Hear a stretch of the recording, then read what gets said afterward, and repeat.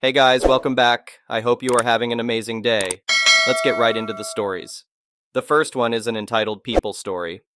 When my wife and I bought our house last year, one of the biggest selling points was the community pool that came with access for all the homeowners in the neighborhood. We were so excited to finally have a pool again after years of living in an apartment.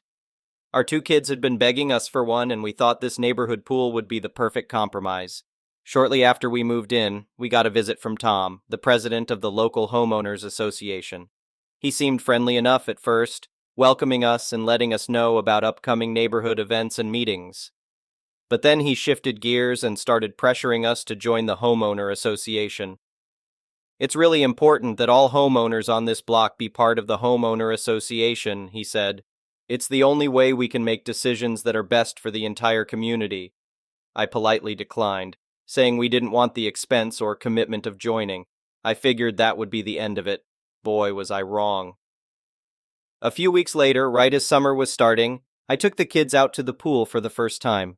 We were only there for about 10 minutes when Tom came marching over. "You need to leave immediately," he demanded. "The pool is for homeowner association members only." I was stunned. "What are you talking about?" I asked.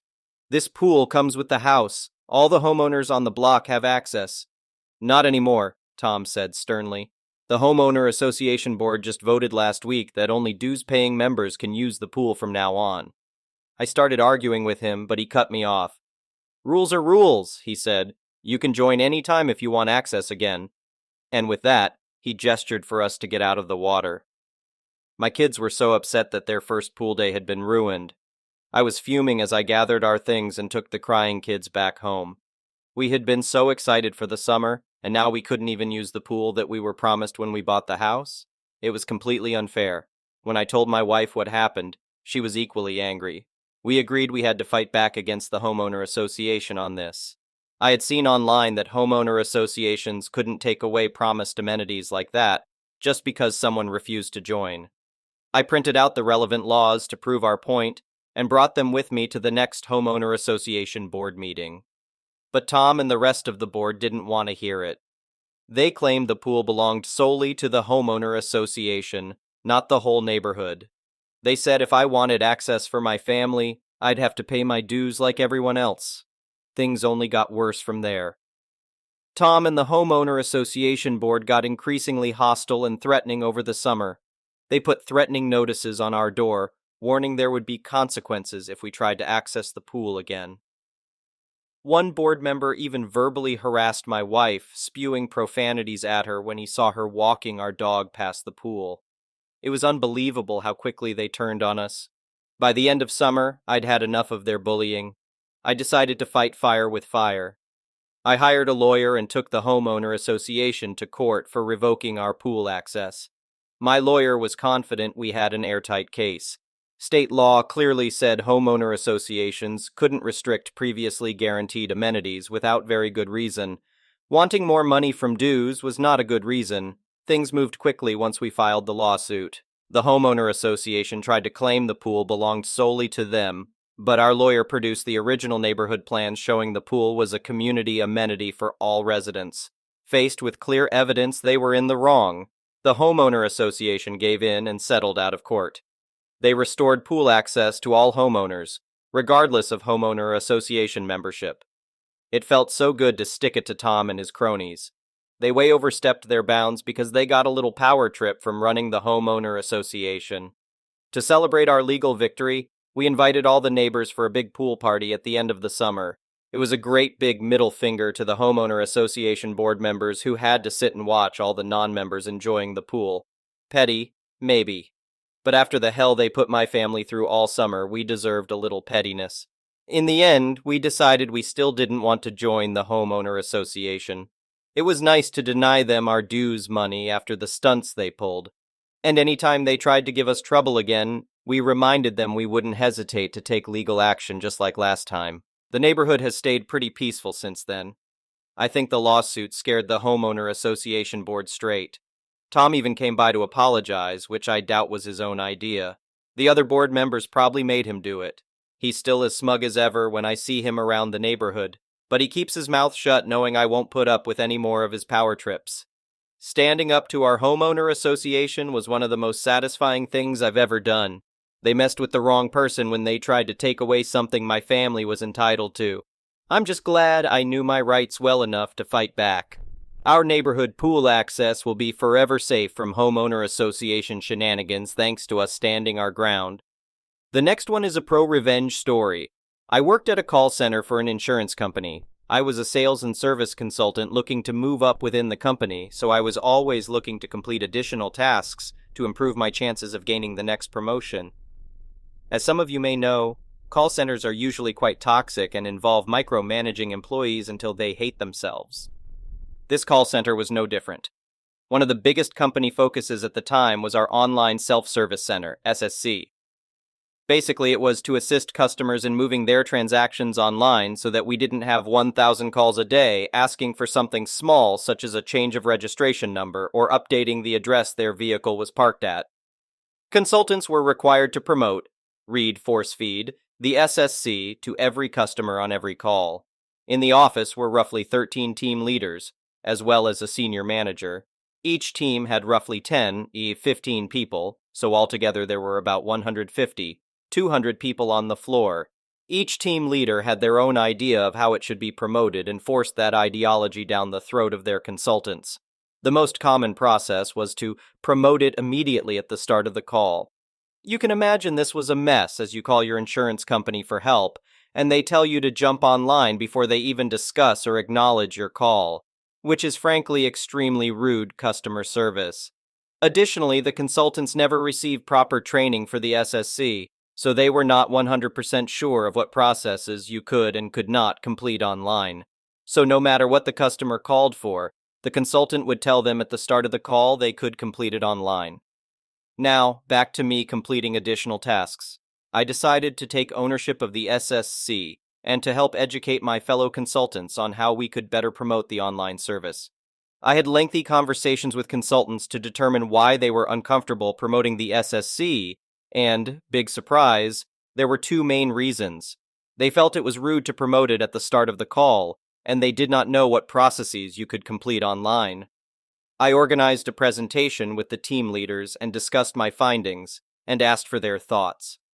I was greeted with a fair bit of tirade, which went along the lines of, "We have taught our consultants the right way. You're just a consultant yourself, so we know better than you do, and until you prove otherwise, we won't listen to your suggestions at all."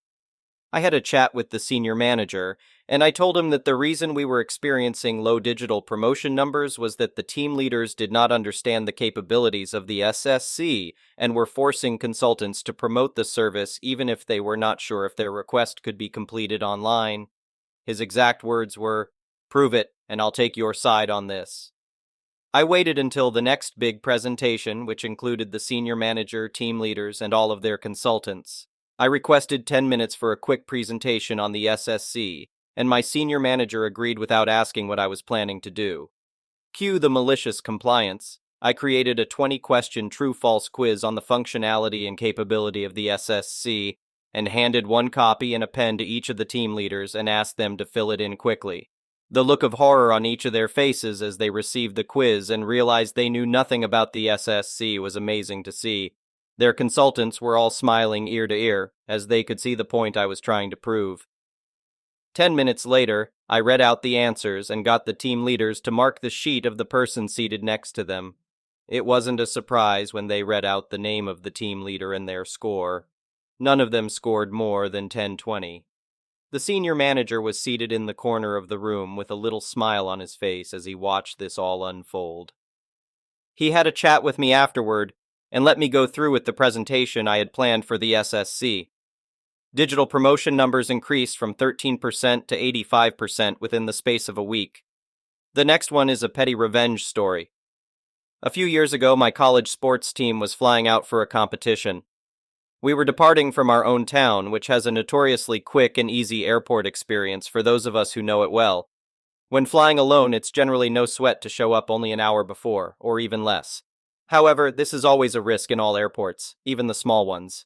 Our team of 20 people showed up for our early flight 2 hours beforehand, which, in my opinion, is still cutting it close in many cases. When we arrived, we immediately noticed a long line at security, which is not normal at all for this airport. We all had to check our bags and get in line, where every once in a while an employee would walk through the line asking people to look at their tickets for TSA pre-check, which means you basically get to go straight through the security line. While we were waiting for an unusually long time, we started to notice a lot of different people in front and behind us who were all about to miss the same flight. Some people were clearly anxious and asking the employees what was going on. Unfortunately, about 20 people behind my team and me, there was a Karen. Karen's flight was leaving in 30 minutes, and I noted the fact that she was behind us in line, which meant she probably just showed up only half an hour before her flight was scheduled to depart. Insanity. For the next 30 minutes, Karen was pushing past people, some of them on the same flight as her, without asking for any sort of permission. She was also yelling loudly this whole time at any employee she saw about how they were incompetent and needed to let her through, etc. She was also demanding that they open up the other security lanes so more people could go through faster. Obviously, TSA guidelines weren't a concern for this Karen. So, finally, Karen literally pushed her way through the line to about 5 people away from where my team was waiting, and there was no way we were letting her through. This is when I decided to get a little revenge for all those poor employees and all the other nice and respectful people waiting there. Being at the back of the line, my friend and I told the few people between Karen and ourselves that they could skip ahead of our whole team because they were also on the flight that Karen was about to miss. They went through, and finally, Karen got there expecting us to let her through too. Ha-ah. We told her that she was very rude to the employees, and we weren't going to let her pass. She tried to shove past us, which was hilarious. She huffed and puffed behind us and mumbled a bunch of stuff about us the whole rest of the way through the line. So we were finally about 3 people away from where our IDs were checked. Karen had finally stopped yelling at every single possible employee that came by because we were so close to the front. Remember when I mentioned earlier the employee who came by to remind us to look for TSA pre-check on our boarding passes? Well, turns out Karen was yelling over or at this guy the whole time and never got the info. And when she finally started actually listening to the people who worked there, she found out she could have skipped the entire line from the very beginning of this story. Amazing. I swear some people laughed out loud when she went, "Oh, I have that." The next one is a malicious compliance story. So I work in online fulfillment at a large home, garden, and building supply store. Mysterious. My job title comes into play later, as technically we aren't supposed to work with customers directly, just point them in the right direction or find another associate who works in that department.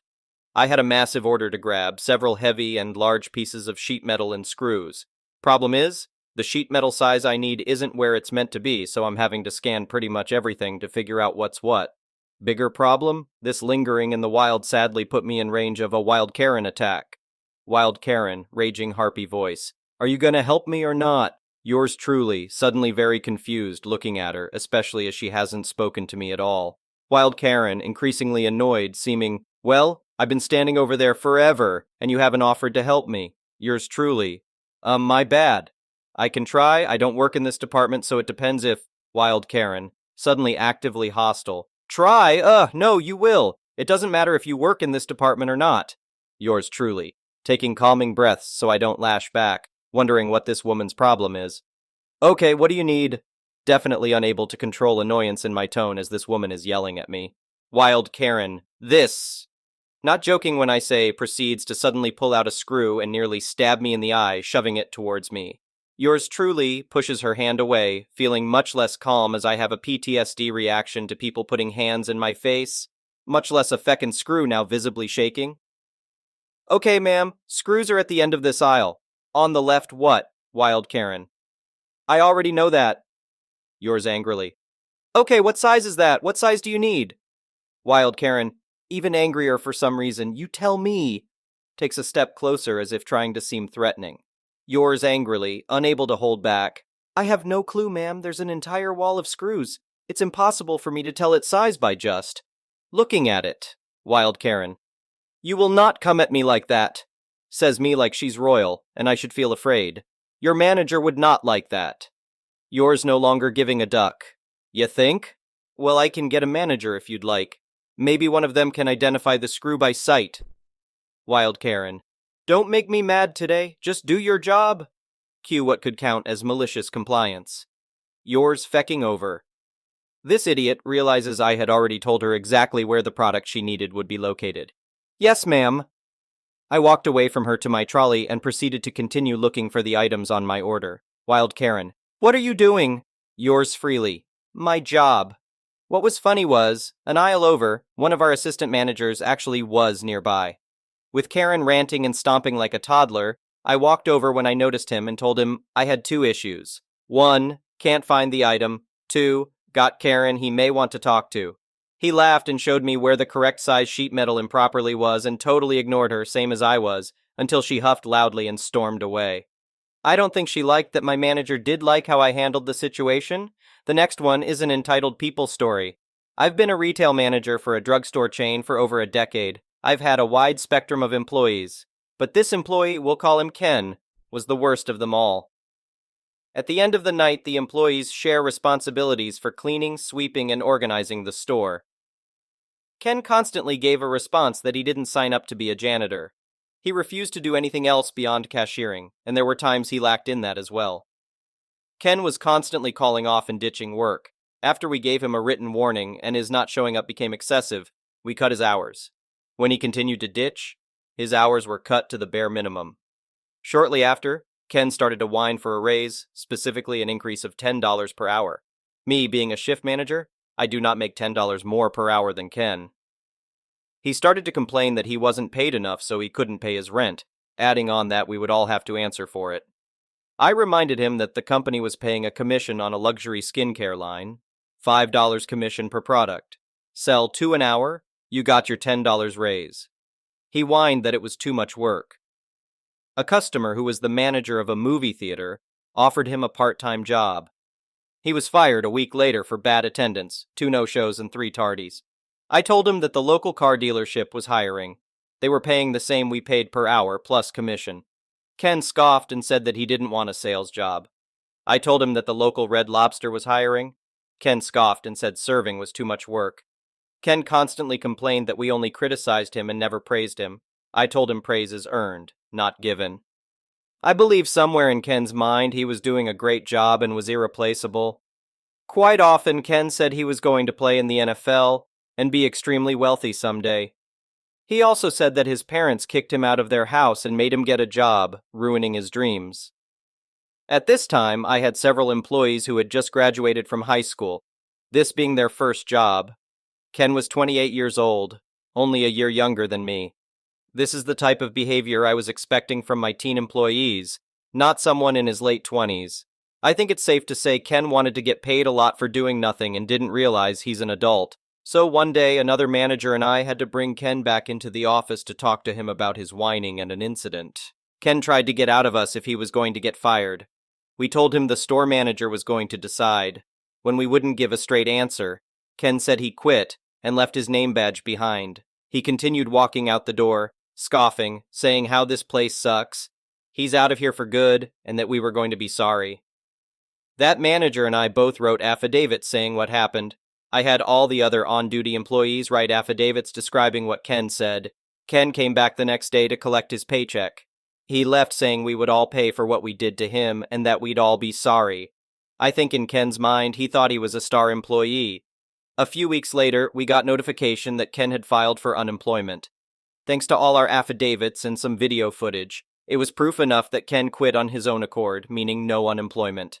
Some of you might be asking why Ken had not been fired early on. Ken was black and kept screaming discrimination and racism at management. There was another black worker, a great employee. HR had been notified of his claim. Under HR's advice, to prevent discrimination lawsuits, document more bad acts and poor workmanship. So far, we have received no lawsuits from Ken, and I believe his statute of limitations has expired. The next one is an entitled parent story. I am 21 years old and a college student in my senior year. I was fortunate enough to secure 2 different jobs on campus. Not entirely relevant, but it ties in. I work in the residence halls at my campus. One of these jobs pays me twice a semester as it splits the pay for both my housing and meal plan, covering those expenses. The other job pays me every 2 weeks, and both jobs are laid back. Here's the problem. Whenever I receive the money left over from books and fees, my mom always expects me to give her a portion of it.